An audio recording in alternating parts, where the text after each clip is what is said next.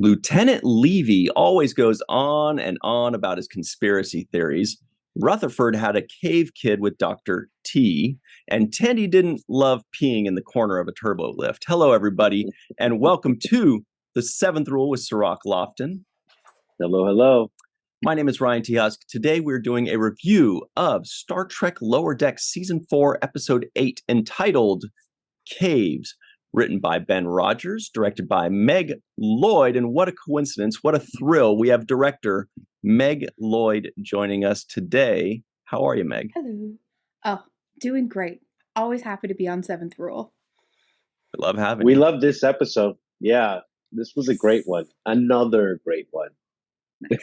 And this coming from an expert on cave episodes, by the way. Cirroc has done more than one of his cave episodes in the past. Yeah, I found myself stuck in a cave before. And it's always a miserable thing. So were your caves sets, or did you get to go to like a California cave location? We had cave sets. So part of it was done at a location, but that was more of the exterior shots leading up to the cave. Once we actually were in the cave, it was done at the studio. With with those rocks that are like sponges, you can throw them at each other, but they look really heavy. And so I've had moments in my moments in caves, also with the smoke sometimes being billowed in with some smoke machine. So we've had cave story, but this was great because this combined something that I really like too in storytelling. Particularly, all storytelling, but it works well in Star Trek as well, is the flashbacks. And I love flashbacks. And this felt like, just a bunch of flashbacks to different things, that happened in the past. And I'm always excited about those. I don't know why I love flashback episodes so much, but this was one of those. And it gave us the combination of the cave trope on Star Trek and some of the flashback. Also gave us really good character development and building. What were you trying to set off right away with this? I mean, obviously this is a comedy, so we're doing jokes and the cave tropes. But what were some of the things you wanted to accomplish in this episode? Trying to figure out how we wanted to shoot the caves was a big one. You mentioned having an exterior location and then sets for the interiors. We really wanted to send up both the actual making of Star Trek as well as the storytelling in this episode. So originally we thought that we would start everybody outside the cave and we would use the same exterior location, sort of as a nod to, we shoot a real cave for the outside and then we go in. But because we had so many stories to tell in this episode, we decided to just start everybody inside the cave entrance. So one of the things I love the most about this episode is the backgrounds are the exact same line art for all 4 locations. They're just done in slightly different colors. So it's like we've just used the same cave set for every flashback story. And our art team has redressed it for the story we need it to be. Star Trek. We're using the same cave set that they just have in the corner of Studio G or 13 or whatever. I had no idea because I didn't pay attention to that. I'm glad you kind of highlighted that for us because I didn't really notice that was the same cave just being redressed. The color makes a huge difference. I think the places where it's most clear is everybody does enter the cave in that same little area with the entrance off screen, with the idea that if it were a live action set, we would be faking the entrance with like lights flashing off stage for lightning. So you never actually see the storm that Boimler and Levy are running from, or you never actually see like how T'Ana and Rutherford made it through their whole labyrinth to get there.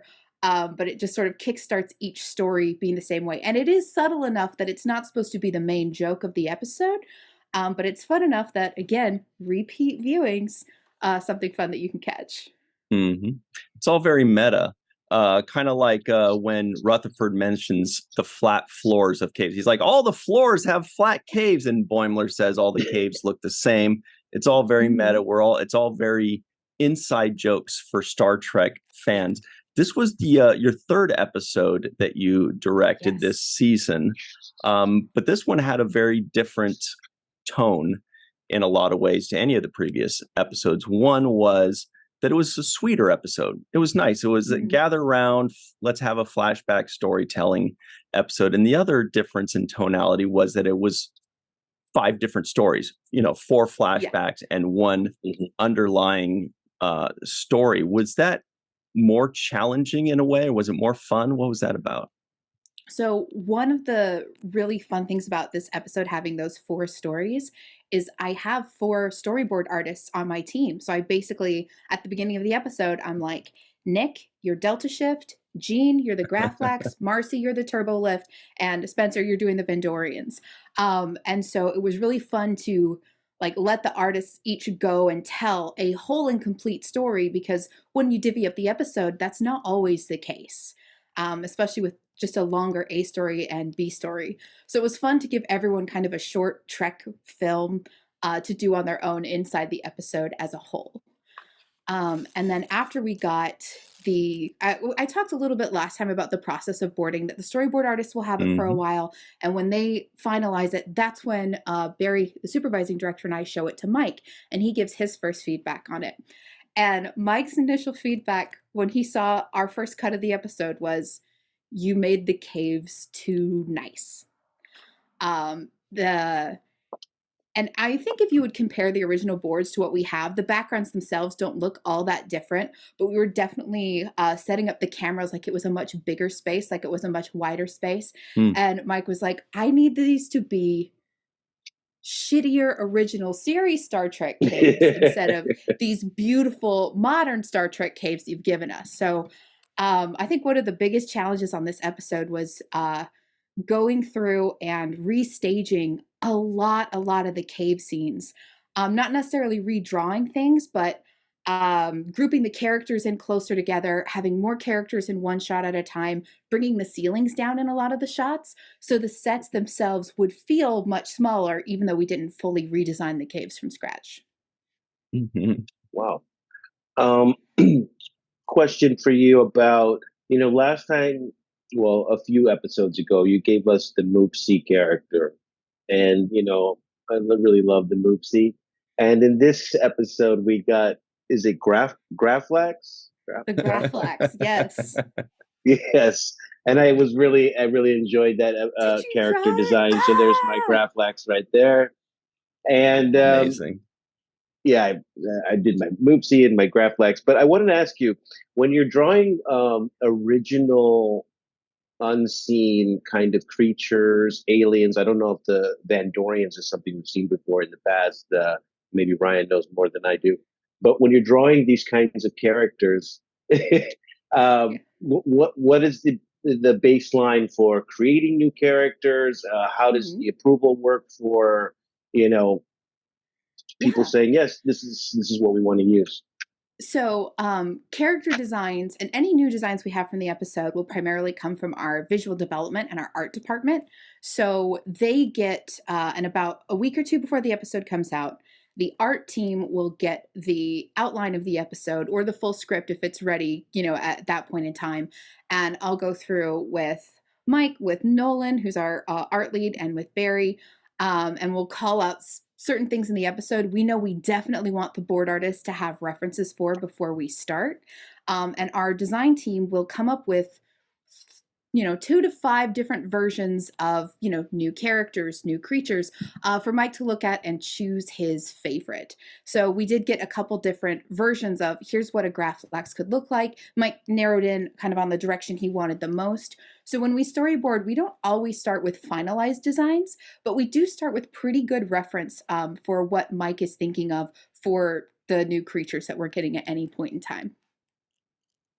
And if you want to know where we saw the Vendorians before, yes, the animated series, right? Yes. Was it just one episode?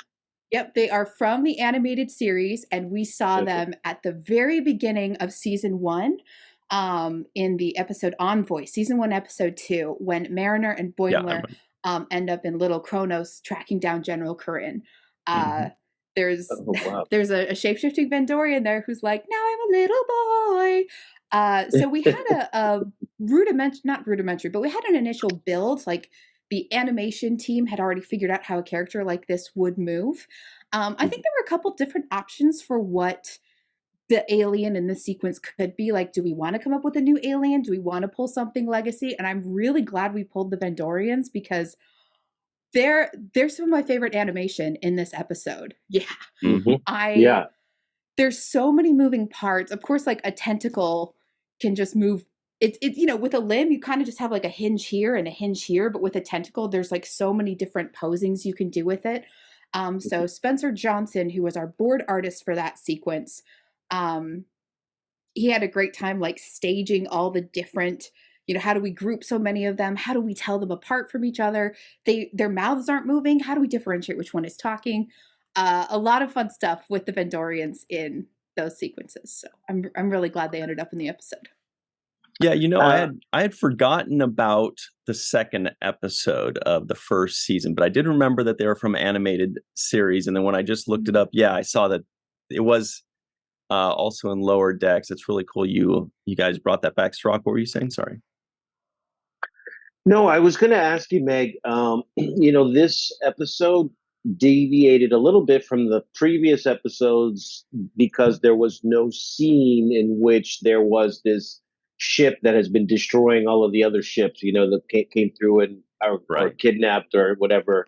The Romulans and the Klingons. That ship scene sequence normally is in at some point in the episode, either in the beginning or at some point they usually have it. And in this particular episode, it did not, it deviated from that and did not have that sequence. And my question is, we know that's going to be a climactic part of the season, of this particular season, kind of the revelation of what's going on there. Is that why you stayed away from it? Was there originally one written and was it cut out because of time? How was that? In the versions of the scripts obviously the writer's room goes through multiple drafts. In the version of the script we got, I don't think there was any of that ship. Because I feel like the focus of episode 8 is really to bring us into the ensigns. Sorry, lieutenant, junior grades. Junior grades. I still they'll always be Lower Decks for us. Yes, but I thought it was. It's kind of fun to have an episode that's just about our classic four going on classic Star Trek adventures. Because, and this is actually really funny, because it does focus so heavily on the four. So in between each episode, I will ask the board artist, what do you most want to work on next? And episode 5, and Pathological Fallacies, was a very T'Lyn heavy episode, but one of my board artists, Jean, she did mainly the Boimler and the Shack storyline in that. So as we were wrapping up 5, I'm like, what are you hoping for in episode 8? And we hadn't received our scripts yet, so I wasn't sure what the story would be. And she was like, oh, I would like a chance to do a T'Lyn scene. Can you give me a T'Lyn scene in episode 8? And I'm like, absolutely. You can have every single T'Lyn scene in 8. And then I got the script and I'm like, I think I've let her down. But this episode ended up giving me one of my favorite moments of the 3 episodes I've done. And it was what Marcy drew in the turbo lift. There's a shot near the end of the sequence when they've been stuck in there for hours, absolutely hours. And Marcy just set this camera right up above them, and we see them all kind of lying on the floor like they're having a slumber party, like they're having a sleepover. And it was just this quiet moment kind of at the beginning of their whole adventure that just really resonated because, Lower Decks is very dialogue driven. We have a lot of great written jokes and our characters talk fast. So when you have a quiet moment, it feels more special in our show for that. Yeah. And I also want to say that what I enjoyed about that as well was everybody's story kind of took us away from that core group. But Tindy's story, which you saved for last, was really about the core group and their story together. I really enjoyed that. I felt, that they embraced her into their community by the experience they shared together in that turbo lift. And that's when she said, "You guys are really my friends." And I think that's how they welcomed her in. And, we hear those kinds of stories at conventions, and, a lot of the fans meet up together in different chat rooms, and they feel that same kind of warmness of embrace that Tindy experienced in that turbo lift. But I was rolling because some of the stuff you mentioned, dialogue driven, the whole flashback where they were getting older and arguing with each other, that had me rolling. I think I enjoyed that. I was laughing out loud. There's just so many great moments. Tell us some of your favorite moments in this episode. I love how messed up the broken leg is in the Yes. aging and de-aging cave. He's like, seriously, guys, can we just get back to fix my leg? So Nick was the board artist who did that, and just the moment where he lifts his leg and the whole thing from the shin down falls off was just so funny to me. Yes. Another Easter egg that's a huge highlight is at the beginning of the Boimler and Levy scene when they're like walking through the smaller caves to get to the main one, and Boimler hears something. He goes, "What was that?" He spins his flashlight around. You may have to pause it, but there are 2 stalagmites in the foreground before he spins, and when his light flashes in front of the camera, one of the stalagmites is gone. And that was us indicating, like, even early on, that the Vendorians are already in these caves with them, watching them. And that's what Boimler heard when he spun around. Wow, that's really cool. That's a deep cut. Yeah. No, I did not catch that. I don't think most people did. Now they're all going to go back. Every episode at least twice. Meg, this is your final episode of this season. So, the last episode, until presumably you jump back in on season 5. But watching the fan reaction on social media or wherever, what's it been like watching the fan reaction for the season and for your episodes in particular?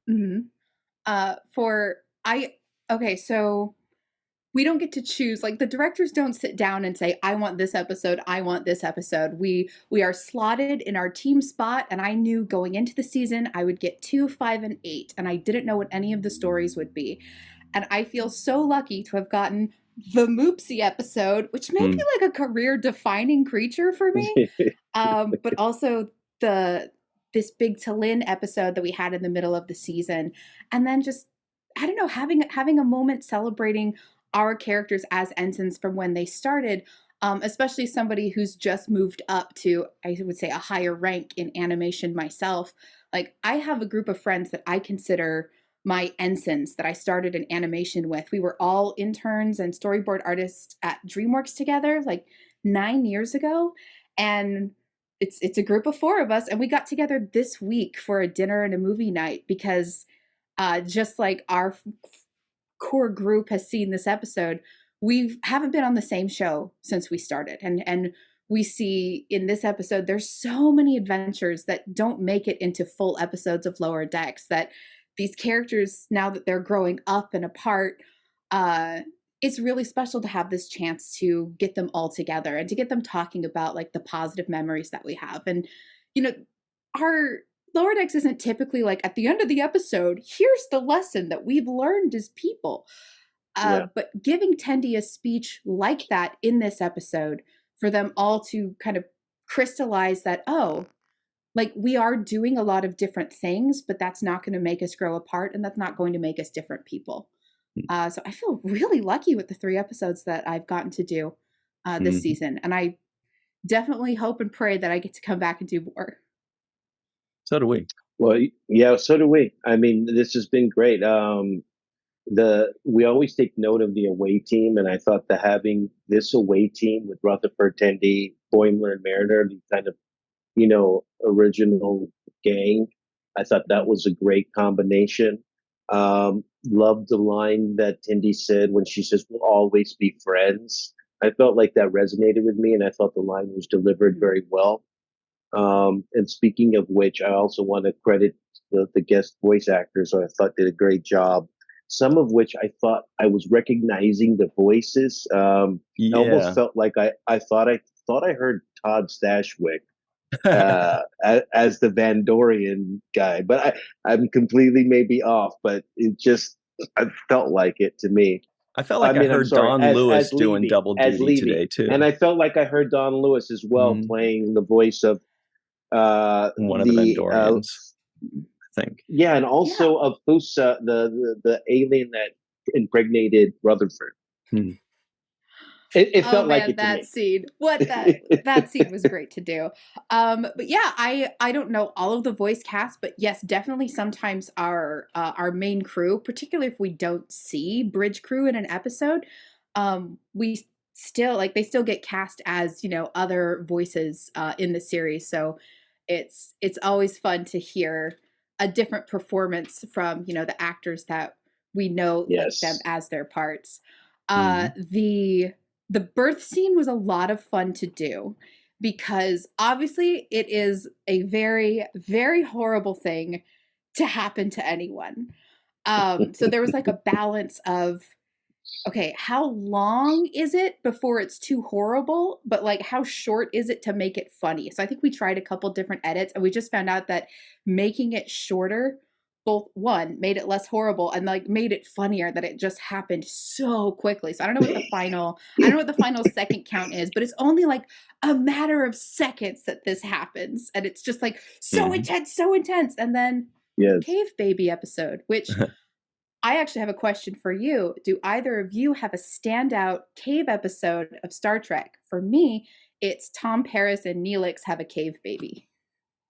For me, it's either the Siege of AR-55 with Aaron Eisenberg and his character Nog getting his leg blown off, and that sets up the amazing episode after that. And of course, Nor the Battle to the Strong, starring Cirroc Lofton, most of the time in foamy cave sets, but also partially at Griffith Park and the Batman Cave.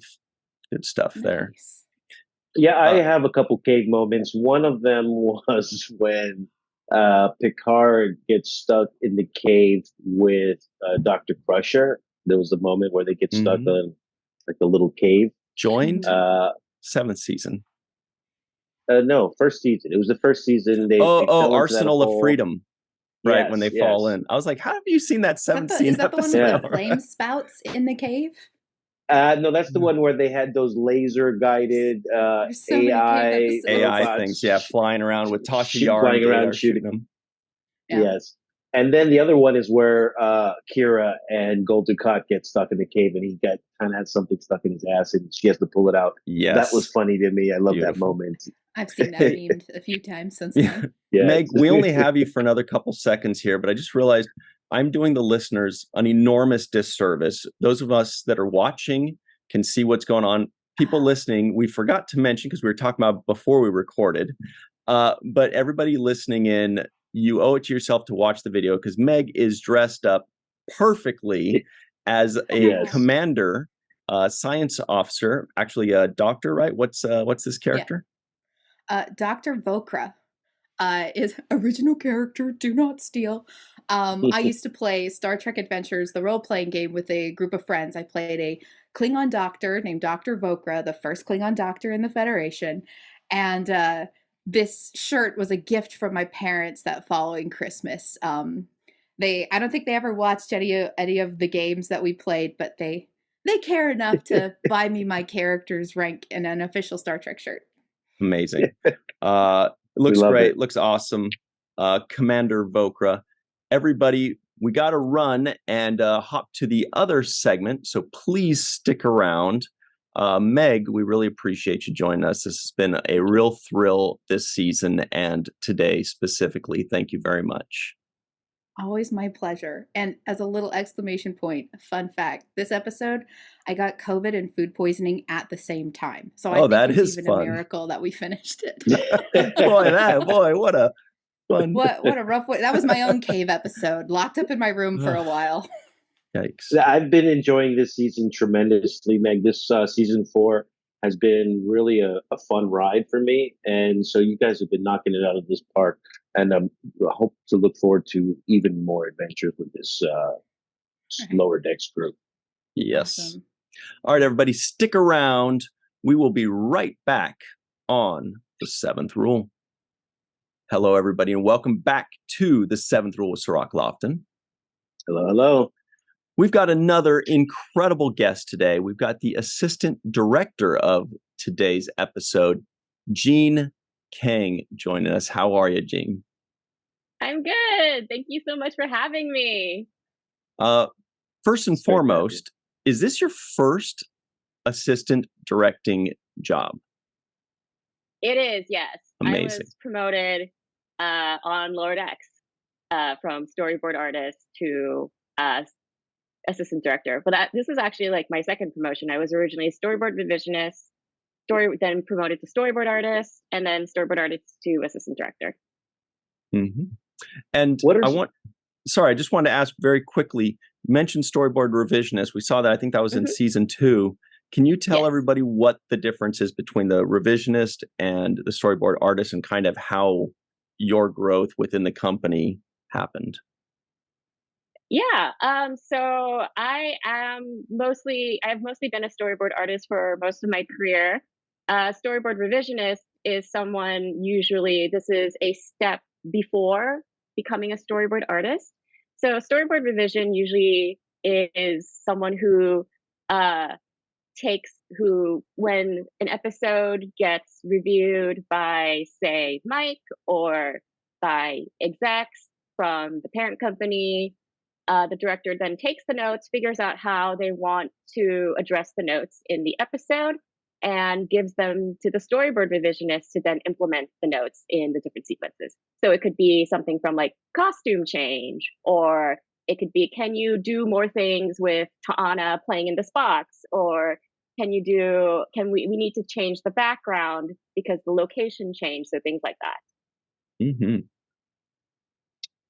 Yeah, and Meg was just telling us a little bit about, camera angles and the way that they set up shots. She was talking about the overhead turbo lift shot with the 4 main characters kind of laying down in a slumber party type moment. But I wanted to ask you, when you're storyboarding, how much of the camera angles and the actual shot is gone into that? I mean, how do you make those determinations about how close in you want to get in on something, or how far away, how much you want to reveal on things? What kind of thought process goes into like developing those things? Yeah, so everyone's process is a little bit different. I tend to go in, like, I read the script multiple times and I first look for the emotional beats. Like, is this a moment where we really want to emphasize something the character is saying? Or is there a moment where there's a very important prop, so we need a close-up of the prop? Or do we want to emphasize the character is feeling really lonely and we want to show them feeling small and insignificant? So maybe a wider shot would be great for that, to see that one character in this huge landscape all by themselves.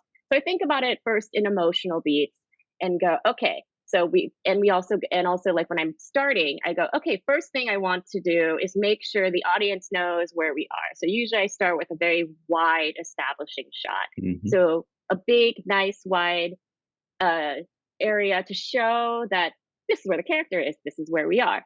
And then I cut in depending on the interaction of what's going on. Usually, like if there's an intimate dialogue between 2 characters, I try to keep the scene closer, the camera closer.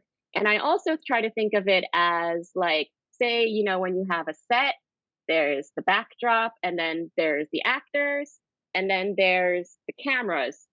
So I try to think of like there's a flat backdrop and then a half circle where all the cameras are, and the cameras are all facing where the actors are. And so I try to think of it that way, and then I move the camera closer or farther away depending on like what's going on in the scene or what I want to emphasize. Oh, you really look at it like it's a production, a real life production, and kind of adjust accordingly. So here's a question, and forgive my ignorance, but I've never worked on an animated show before. But in my experience on live action sets, the assistant director is the hardest working person on the set, the most red-faced, slamming Red Bulls, running around, doing pretty much everything and smoking, and just they're just like, they look 80 but they're 33.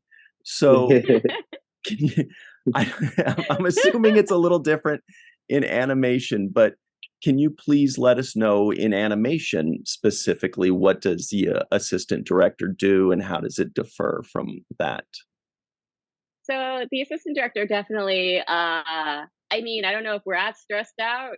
Depends. I guess it would depend on the production. But I would say, and I don't know if I can ever drink a Red Bull without getting a massive caffeine headache. But so I would say animation assistant directing for me has been mostly making sure that my director has everything she needs and she's able to give me sequences and notes that I can address, and that she doesn't have to sit down and walk me through, or sit down and have to draw out the notes of what she's thinking. The two of us can, because of I have a lot of experience, we can sit together and talk through the notes and talk about things that we were both thinking about. So it's okay, so we need to adjust this camera angle here, and we need to instead of her having to draw it out for me, she can just describe the shot she's thinking about. It's if we place the camera in the transporter pod so it faces the back wall, and we have this character here, and we want to show her doing an eye roll or something like that, or we have something okay, we need to change the acting because this character's emotional journey has changed.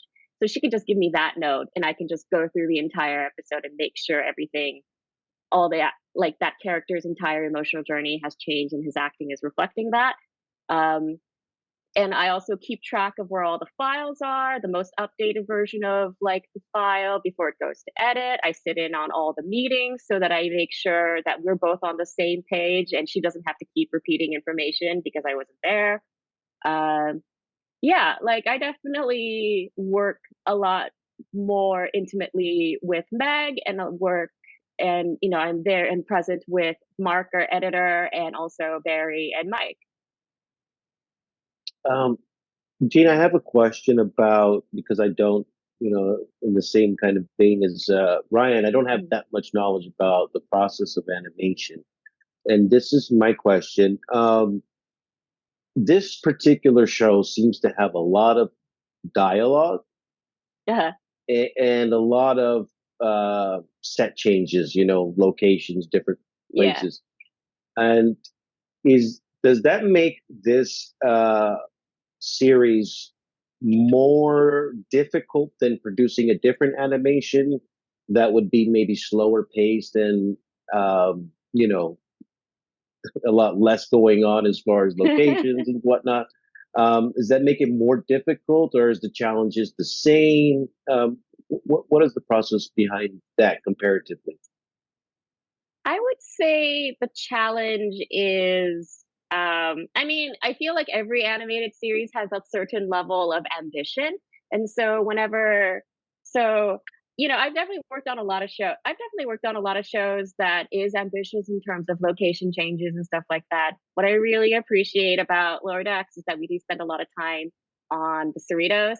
And so we have a nice library of Cerritos locations. So we have bridge, transporter area, we have hallways, we have sick bay, the bunks, and everything like that. So everything, the best thing for us is to be able to reuse, because then we can give the designers a break and they can focus their attention on creating really cool new locations, like new alien planets, the caves for one thing. But yeah, we can, that way I feel like being able to have episodes that take place on the Cerritos, like we did for Anthological Fallacies. Yes. That was took place all on the Cerritos. And that was fun because I got to do the entire security team with Boimler section. So that was all mostly in that the security team room, and then out into the different hallways. So I was just able to reuse all the sets that we had without having to really create new angles or create new camera shots. Mm-hmm. And also, I want to ask you about.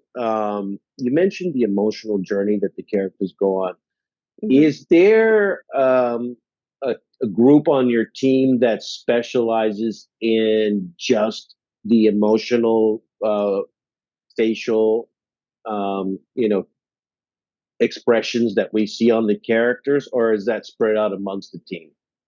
I would say it's pretty spread out amongst the team. Like the Mike and the writers figure out first what the journey is, and then we, as storyboard art, as the story team, we go in and as well as using camera and composition to do like the soft story of the emotional journey. We also act out all the characters.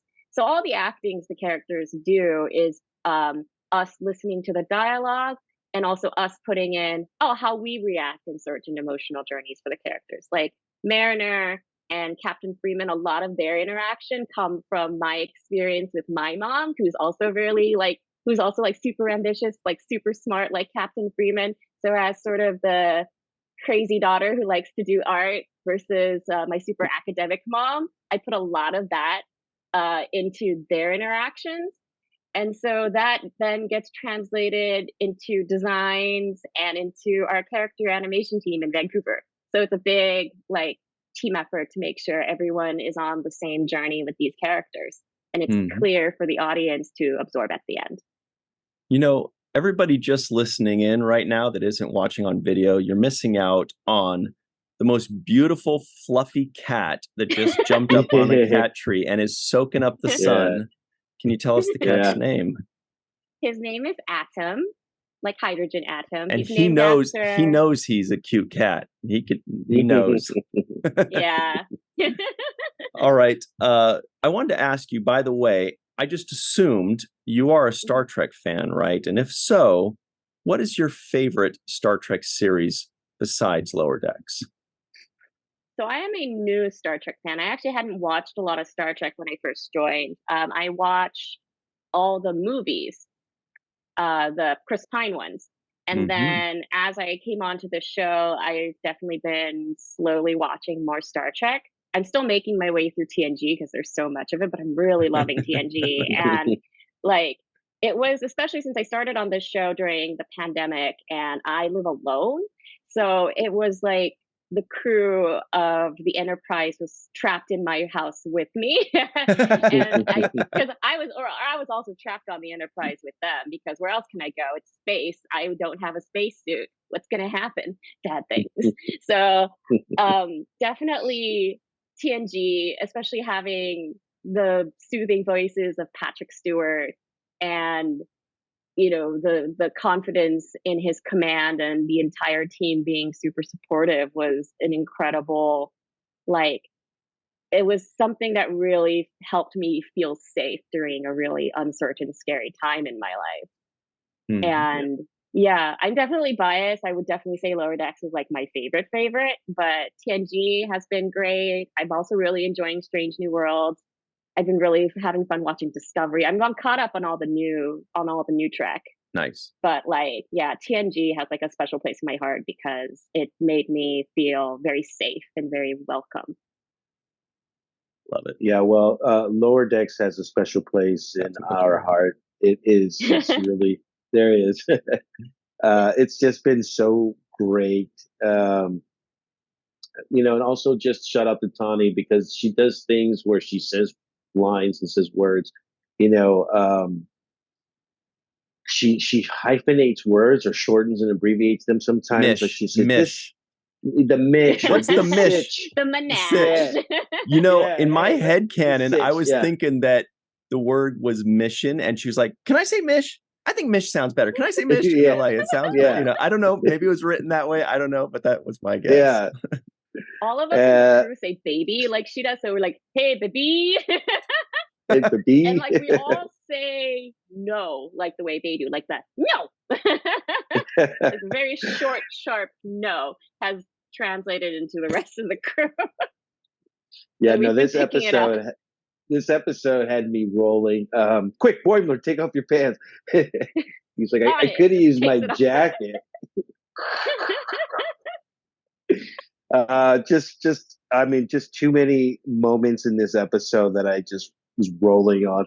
And I also like the whole, there's so much troping going on in this show, Yeah. basically troping Star Trek with the cave, so let's trope that. And then, Hmm. but there's also the whole conspiracy theories and, troping that realm right there with Levy.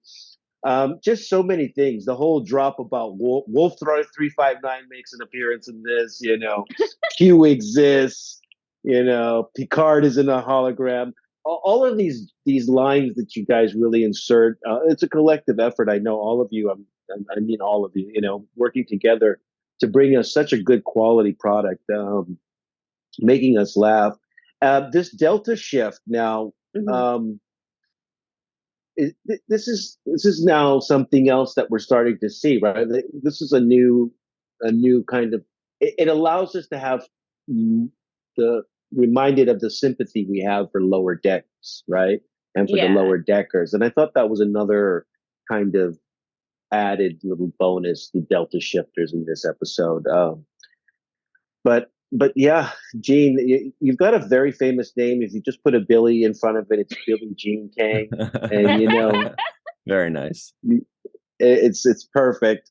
But yes, thank you so much for just giving us good stuff. I really have been enjoying this season, and I'm sure there's more stuff to look forward to. We still got 2 episodes left, but I Hmm. feel like this was a throwback to the camaraderie of the original Lower Deckers.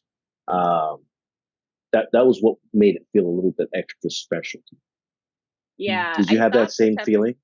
Oh yeah, like especially like because we're exploring the journey of people who's they're friends, but friendship is definitely something that you have to maintain and take care of. So as people grow older, yeah, friends sometimes drift apart and then they meet again, but like we're at this journey with them. They've gone through huge changes in this season by being promoted, having more responsibilities, having to be more responsible. And they even emphasize like, oh my gosh, we haven't been on an away mission together forever. And they haven't been able to tell everyone everything that's been going on. Like the whole Rutherford being like, Tana and I had a kid. And they're like, what? Yeah, yeah. And so them being able to spend time together and be like, oh yeah, this is why we get along so well.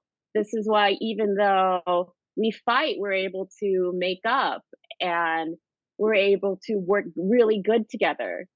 So I Yeah. feel like this episode especially, like, yeah, maybe isn't the biggest or most bombastic episode, but in terms of really being like, this is a great uh character moment and A character feel a journey feel for a all of feel them. good episode. You know what I mean? It makes you feel good. She's like, what? I Yeah. could chant with other people. That's Yeah, like, that's our yes. thing. Hey, And it Just a really nice little feels like cozy cave episode. it feels like the production crew that's making this episode almost feels like they are the personalities of the lower deck. They are fighting for their promotions. They're going through their adventures. They're having fun. They're building friendships. It feels like that's the camaraderie that I feel amongst the production of the lower decks. And that kudos to Mike McMahon for actually, a lot of stuff starts at the top. And if you set that tone of camaraderie, of feel good, of being a part of something, then the results can be tangible. We can see that as the audience. So kudos to Mike McMahon for being a I'm sorry, for being a good captain, of the Cerritos, and for everybody who's really bringing life to these characters. I really have enjoyed watching this entire show, but this season 4 has been um, particularly entertaining for me.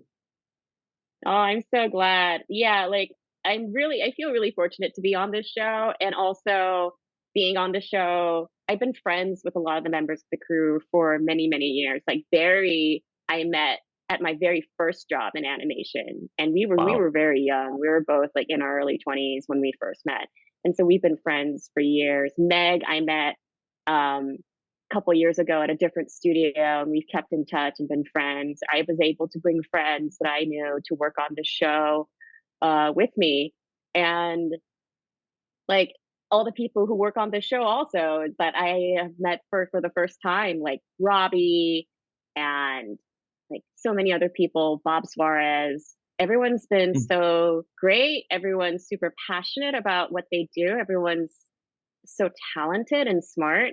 And it's been just a really fun show to work on with a lot of kind, compassionate people who really look out for each other and really care about each other. So I feel like, yeah, definitely our journey as a crew gets reflected in the friendship and the camaraderie of the Cerritos. You know, we love hearing that. Gene, we've only got you for another minute here, but before we go, do you have a favorite moment in this episode? Can you narrow it down to just one? Oh my gosh.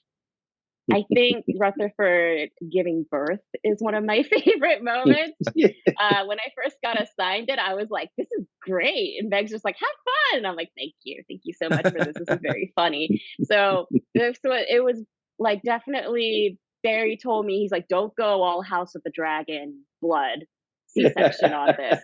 You know, he's like, I know you can't, but don't do it. And I was like, okay. But so I try to make it still like, you know, it's a C-section. But hey, Dr. Tana's there. She's going to take care of everything. But I thought the entire moment was really funny because it's like, oh no, someone died. Oh no, Rutherford's pregnant. Oh no, he's giving birth now. So I thought that was really fun.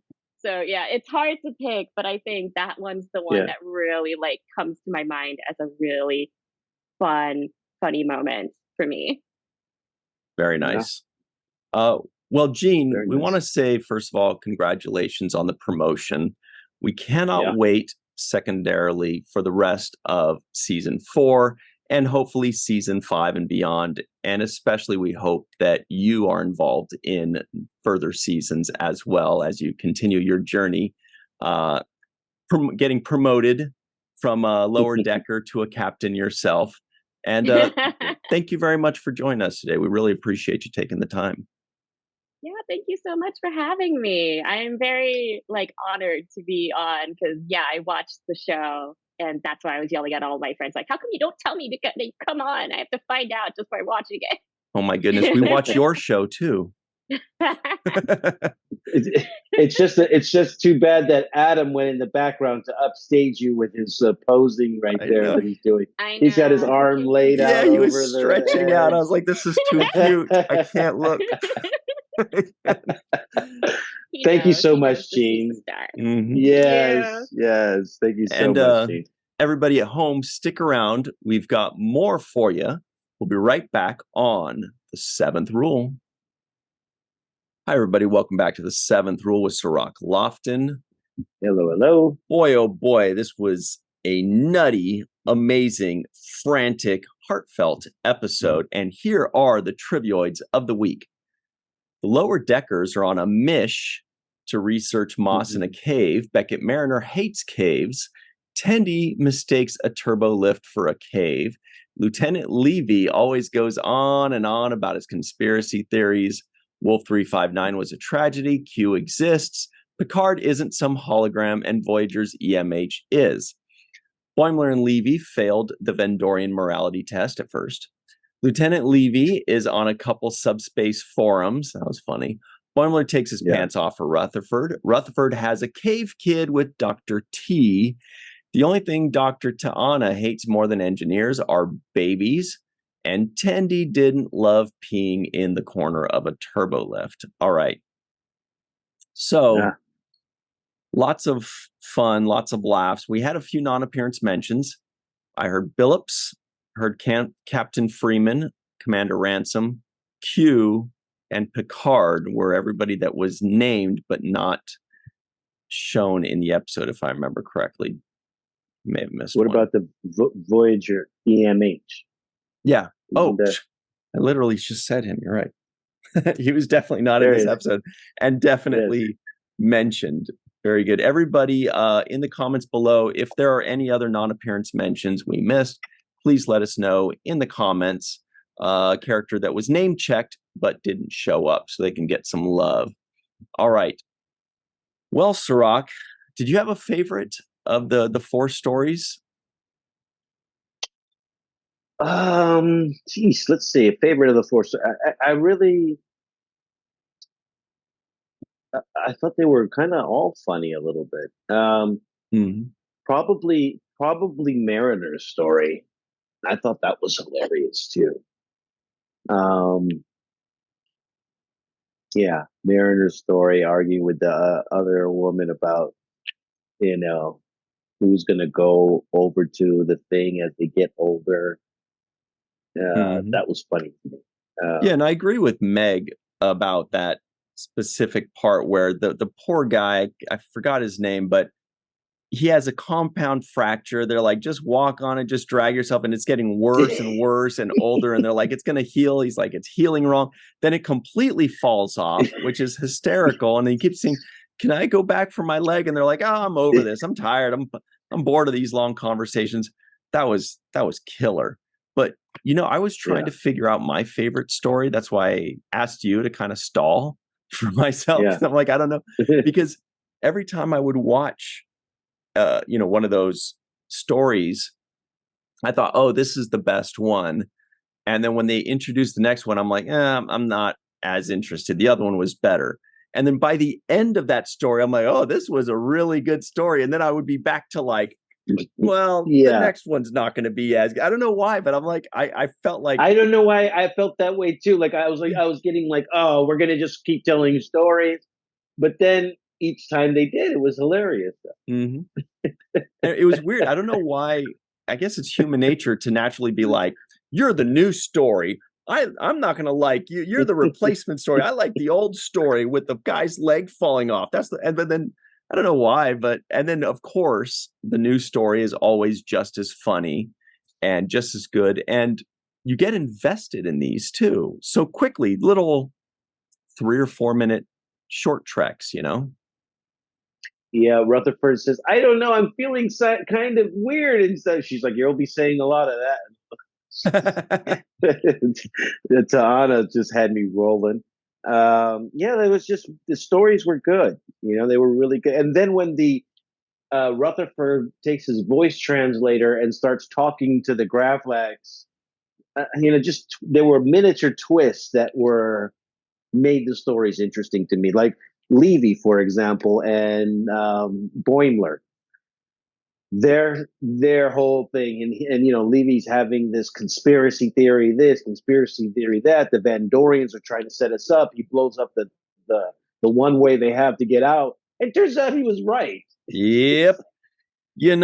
Conspiracy theories get a bad rap because this guy was right about everything except, if he's saying that Q isn't real, I don't know if I can get behind him on that, but I'm like, we need more of this guy. I need to know, what are all the conspiracy theories in the Star Trek universe? This guy knows, and he's like, well, I'm on a couple subspace forums, that's what. Yeah.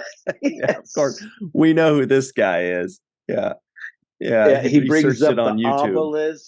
He's like, yeah, I'm on a couple subspace forums, and I know about the obelisks, the Klingon Civil War being started by the Vendorians. They were like, we didn't really do that one, but I like to hear it. That was just, it was funny and it was interesting, and even the Tendi story, which I thought was going to be the least interesting story, it turned out to be the most heartfelt, kind of warm, fuzzy feeling story. It shows where they bonded. That was nice. Yeah, because her story was about them, and it just shows that that's how much they mean to her. I feel like the other stories were like, oh yeah, I didn't tell you about this thing. I didn't tell you about the time I got pregnant with Tahana. It's like, yeah, no, I would have remembered that. It's like, plus, where's the cave baby now? Like, who watches the cave baby? I mean, Hey, baby, all grown up. That baby grew up. like was a Jem born Hadar in- baby. It's like Yeah, 5 exactly. days old and an adult. But like, are we going to see this cave baby again? Are there, now that they've introduced that in season 5? Is Rutherford going to say, "Oh, I'd love to go drinking with you guys, but it's my turn to watch the baby"? You know, we know now that the baby is the cave baby or something like that. You know, or maybe we're in Dr. Ta'ana's quarters and there's, you know, like a family portrait of her and Rutherford and cave baby. Yes. What's going on? Are we going to see it again? That would be pretty interesting. That could be something they could call back at some later on point. Maybe Shax gets jealous of that. He's got beef with Rutherford now. Right. Yeah. You got a baby with that guy first? Yeah. Also, like in Tendy's story, they took off their shirt and made a makeshift basketball hoop. Somebody did. I think Boimler took off his uniform and made like a little makeshift. And they were balling up stuff and throwing it in the hoop, right? Mm-hmm. And I forgot. I think Rutherford said, "That's Targ. I lost." And so they were playing instead of horse, where you get a letter every time you. Very good. Yes. You know, and you say, "Oh, I lost. I got a horse." They were playing Targ. And I didn't catch that. That's really good. TARG. So it's a shorter game than horse, but still, it's more like sudden death. It's more. Yeah, so it made me think, what is a Targ? Is it like a horse? Is it an animal? No, they're like kind of like a warthog kind of thing. Let me see. It's like a Klingon Targ. Klingons have them as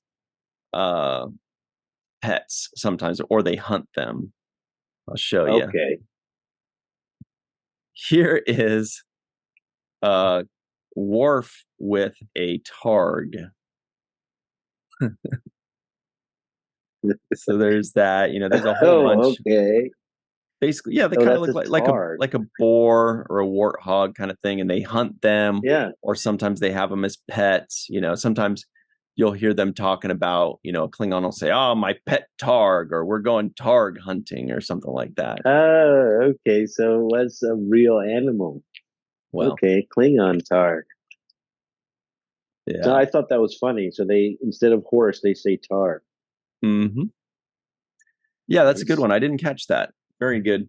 I will say though that the Vendorian thing, I mean, I gotta see more of Levy, and I had forgotten that we did see the Vendorians in the second episode, as Meg told us, but also in the animated series is what we all remember them from. And Lower Decks is giving more love to the animated series than all of the other shows do for the animated series combined. Nobody even acknowledges the animated series. No. You know, Next Generation, Deep Space Nine, Enterprise, Voyager, you know, Strange New Worlds, Discovery. Nobody, but Lower Decks is like, TAS is my jam, and they give them a lot of love. That was one of the things.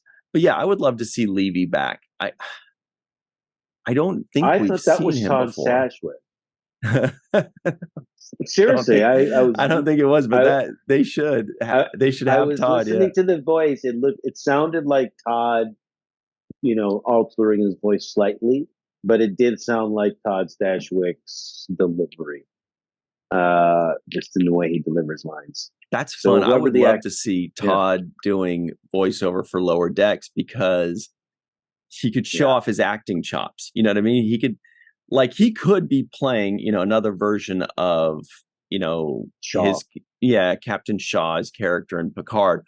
Or they could just be like, "Hey, we want you to act like ridiculous, be a drunk Romulan, or be a feisty or Orion, and just let him go nuts or do something, be a Tellarite." I'm sure he'd be okay with that, right? I would like to see him be an arrogant asshole AI robot, because they love having those, you know, AI robots go crazy. He would be perfect for, like, a Captain Shaw version of AI. An Agamus and Peanut Hamper baby. Yeah. Yes. Wow. Yes. And he just comes out. He's like, "Watch out, Mom and Dad. There's a new guy in town. I'm taking over." Yes. Pretty Yes. nice. Pretty good. I would like that. I thought Mariner had a hilarious line when she says, "Yeah, because a bunch of rocks always beat centuries of technology." Brilliant. It's just beautiful. I definitely wrote that down because, yeah, that's funny. They're like, we've been getting scanning technology for centuries, and then they're like, "Oh, we can't go through a cave. That's too much. We could go through a planet or an asteroid belt, but not a 14-foot deep cave." It reminds me of me complaining every time I lose signal in an elevator or something. Seriously. And I'm like, seriously, we can talk to the rover on Mars, but I can't get a signal. But in the freaking aspirin aisle of Walmart, I can't. Yes. Yeah, I'm like, what? Suddenly I gotta go walk over to lawn and garden. Yes. Yeah, it pisses me off a little bit. I'm like, I'm in the parking garage at Target. I can't get a reception, but we're talking to satellites on Jupiter. I'm like, what's going on here? But yeah, that was pretty much the embodiment of that line. A bunch of rocks always beat centuries of technology. I thought that was hilarious. Mm-hmm. And they beat scissors. Right, they do. The other thing I thought was great was when a Mariner says, "Really, you took off your pants that fast?" I know. He's like, "We're roommates." And he's like, "Wait, I could have just given you my jacket. Like, what's going on here?" Yeah. Quick, Boimler, take off your pants. He was like, "Well, I'm already ahead of you." Overall, I think that this is one of those episodes that is going to be an unheralded kind of success. Like, it's an underdog because there's no wars or battles or anything, and some people might say, "Oh, it's just like a flashback episode," but this is a fantastic episode, and I bet you it's going to age really well because it told 5 stories, 4 short stories and then the one underlying story, and each one of them is very memorable, and each one of them had very memorable moments and very funny moments, specifically like the leg falling off, or when they're eating those giant crickets with the Vendorians, and there's the big twist, and then there's the Vendorian twist at the end. So, I mean, this episode I'm very happy with, and I think it's going to be a very memorable one for years to come. But Cirroc Lofton, before we go, did you enjoy this episode? Yeah, I did enjoy the episode. I think it was a slight break from some of the, more serious stories. I felt like this was like an insight to their personalities a little bit more camaraderie in this. I've also liked the getting back together of the original cast members and the original group that we started following, because they started to deviate and we were seeing a lot of other characters getting storylines like T'Lyn and Billups and all of these other characters outside of the main core. And so this was a regroup of giving us the main core, getting them back together. I really enjoyed it, and I do think this episode will last as far as memory, as far as being impactful and resonating in the long term. It will be one. And you know what? Resonates. Now that you mention it, this is basically their one bottle episode this season, because all of the episodes had some kind of tie-in, maybe one other one might not have, but had some kind of tie-in with the overarching seasonal arc or storyline. And this one had nothing. This one is completely separate and can be plugged into any season ever, except for one thing, which is that extra half pip on their neck. But if it didn't have that, basically this episode could be put anywhere. So it's their own little bottle episode. And really what it is the deep breath before the plunge. It's episode 8, and 9 and 10 we know are going to be something big. We know that this is it. This is the culmination of everything. So this is like the breath before the plunge, I think.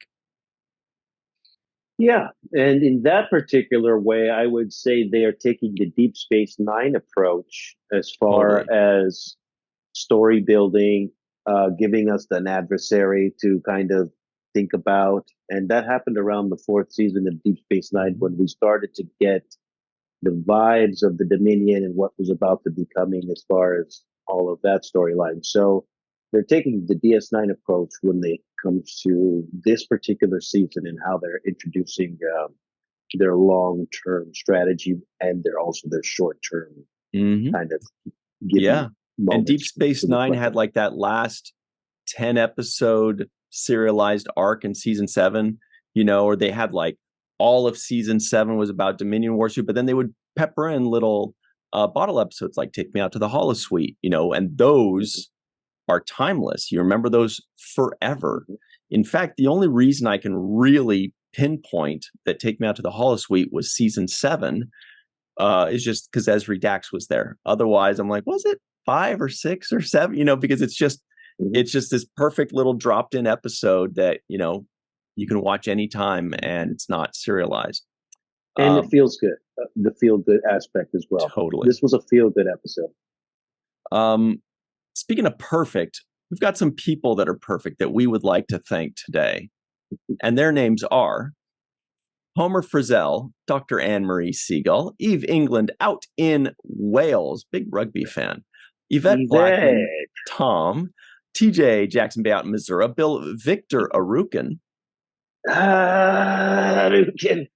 We've also got our buddy Titus Muller, Darlena Marie, Dr. Muhammad Noor, Tierney C. Diekman, Anna Post, Anil O. Palat, Joe Balsarati, Mike Gu, DQ, Dr. Stephanie Baker, Carrie Schwent, Faith Howell, Edward Foltz. Is that crewman guy? Yup.